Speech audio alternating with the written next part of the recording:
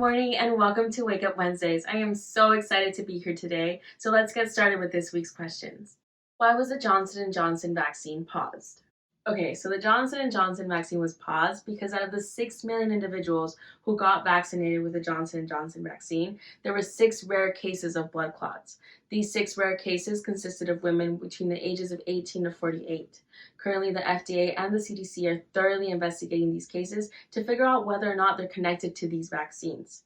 Hopefully, in the next few days, we'll hear whether or not we can recontinue the Johnson & Johnson vaccinations. I was vaccinated with the Johnson & Johnson vaccine and I am worried. What symptoms should I look out for? That is actually such a good question, and I think that the best person to answer this question is someone who also got vaccinated with the Johnson & Johnson vaccine.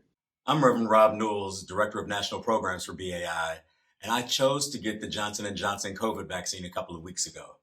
I didn't even feel the needle go in, and afterwards my shoulder was sore for a couple of hours, but that was it. So when the pause in those vaccinations was announced, my ears perked up, especially because I have a history of deep vein thrombosis or blood clots in my leg.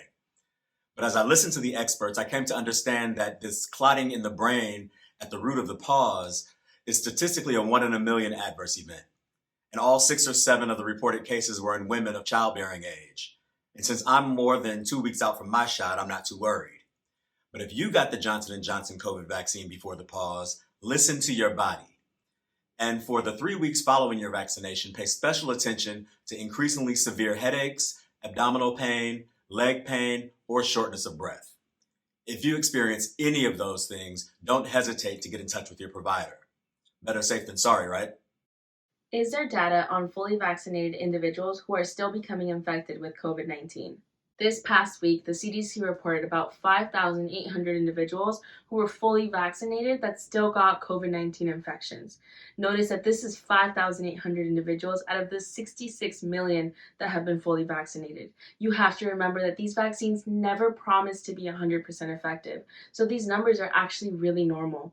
You also have to keep in mind if prior to getting vaccinated you interacted with one other person, and now that you're vaccinated you interact with 10, you're going back to square one. It's so important that we continue taking precautions and limiting the amount of people that we're around, even if we're fully vaccinated.